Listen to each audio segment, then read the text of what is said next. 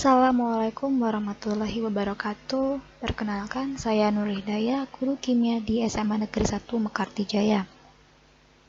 Saya akan memaparkan laporan aktualisasi dengan judul peningkatan kepedulian lingkungan melalui sosialisasi pengelolaan sampah dan zat kimia yang dihasilkan di SMA Negeri 1 Mekarti Jaya.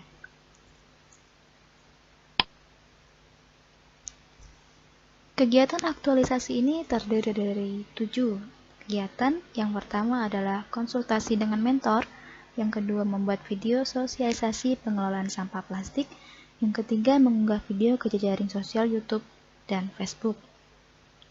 Yang keempat menugaskan peserta didik untuk menonton dan menanggapi video sosialisasi pengelolaan sampah plastik.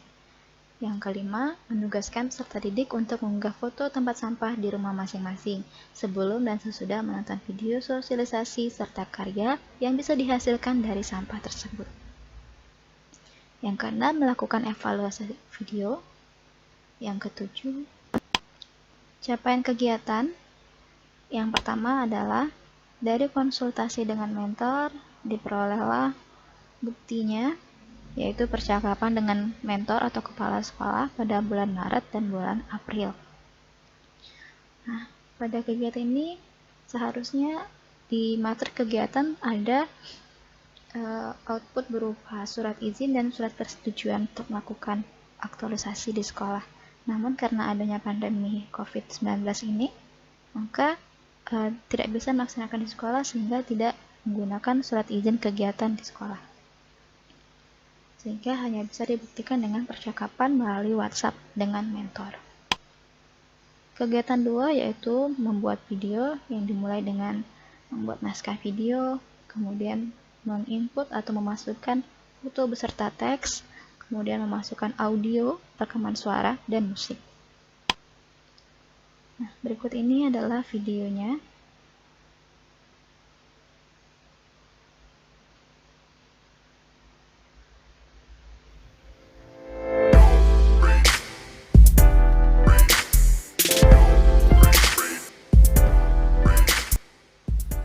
Sampah merupakan permasalahan manusia sejak lama. Setiap tahunnya jumlah produksi sampah selalu meningkat. Sampah akan terurai alami dan menjadi kompos. Sampah ini dinamakan sampah organik, yaitu yang berasal dari sisa makhluk hidup. Namun tidak semua sampah dapat terurai alami. Botol styrofoam plastik merupakan sampah anorganik yang membutuhkan waktu lebih lama untuk terurai. Meskipun terbuat dari pohon, kertas termasuk anorganik karena dibuat dengan campuran senyawa kimia. Kita harus pandai memilah sampah organik dan anorganik agar tidak terjadi polusi tanah akibat sampah anorganik. Jika sampah anorganik tidak dapat terurai alami, kenapa tidak dibakar? Karena akan menghasilkan karbon dioksida, partikel kecil, hidrokarbon benzopirena, dan dioksin. Dioksin adalah zat berbahaya yang dapat mengganggu sistem reproduksi, kekebalan tubuh, hormon, dan dapat menyebabkan kanker. Lalu bagaimana? Gunakan prinsip 3R. Reduce, kurangi penggunaan plastik. Reuse, gunakan kembali atau alih fungsi plastik. Recycle, mendaur ulang plastik menjadi benda yang baru. Jadi, untuk mengelola sampah plastik yang harus kita lakukan adalah membuang sampah pada tempatnya, memisahkan sampah organik dan anorganik, dan gunakan prinsip 3R, sehingga bumi kita menjadi lebih sehat. Bersama, kita ciptakan lingkungan yang bersih untuk bumi yang sehat. Go Green! Nah, demikian tadi video yang sudah dibuat dengan durasi yang cukup singkat, karena dengan pertimbangan bahwa di daerah tersebut yang pertama susah sinyal, yang kedua adalah kuota dari peserta didik, kuota internetnya. Jadi supaya tidak membebani peserta didik, maka videonya dibuat dalam waktu yang singkat namun isinya padat makna. Selanjutnya adalah kegiatan ketiga, mengunggah video tersebut ke YouTube. Nanti akan disebarkan melalui grup Facebook. Nah, yang pertama dibuktikan dengan alamat atau URL dari video itu di YouTube. Kemudian foto bukti bahwa video tersebut sudah diupload di YouTube. Nah, ini adalah channelnya. Ini sudah videonya. Terakhir dilihat 312, namun sepertinya ada penambahan lagi 312 views atau penonton. Lanjut ke kegiatan keempat, yaitu menugaskan peserta didik untuk menonton dan menanggapi video sosialisasi. Dibuktikan dengan adanya komentar dari peserta didik. Nah, ada banyak komentar, namun saya hanya mengambil beberapa contohnya saja. Di antaranya adalah Vera, yaitu sampah banyak sekali ditemukan di daerah sekitar rumah, dan sampah yang paling banyak digunakan yaitu plastik. Maaf. Dan lagi contohnya adalah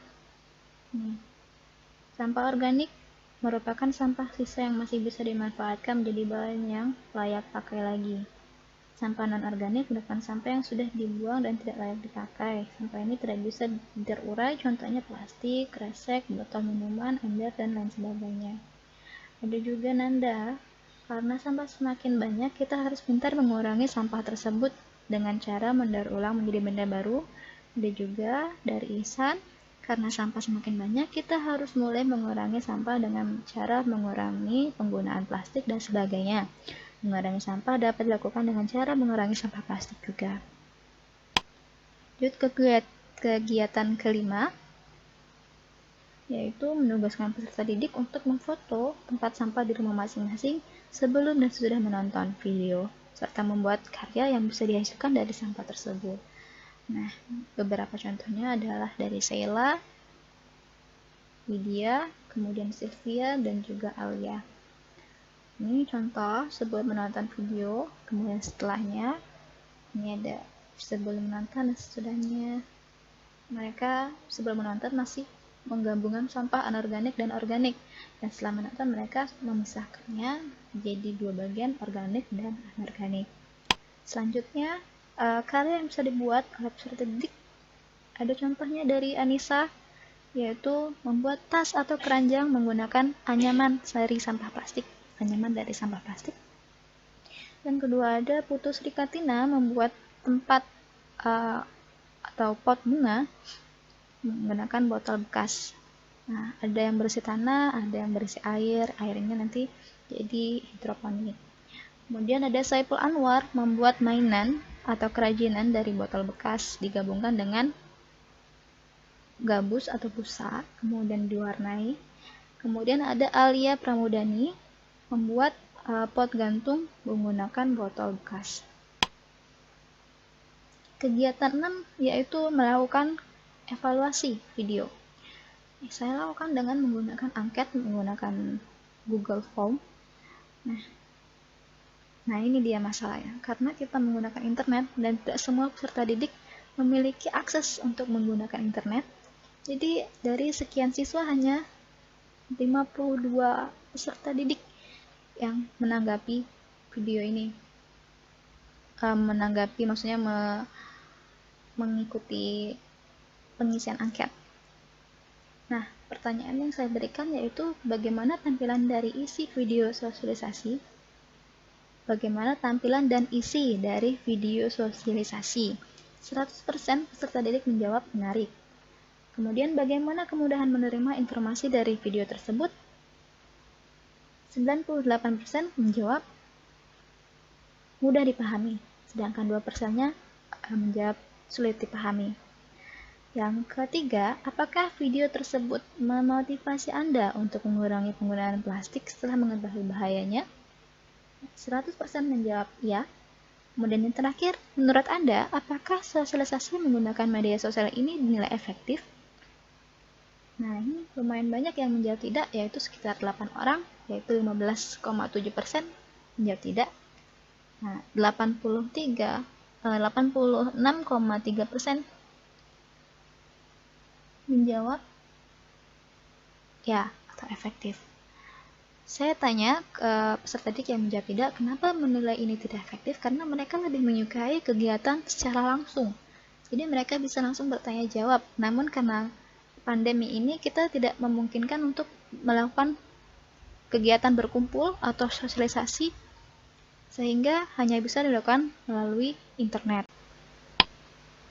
Yang terakhir adalah kegiatan membuat laporan aktualisasi, dilakukan dengan bimbingan dengan mentor, dibuktikan dengan percakapan pada 15 April 2020, kemudian bimbingan dengan coach, kemudian membuat laporan aktualisasi.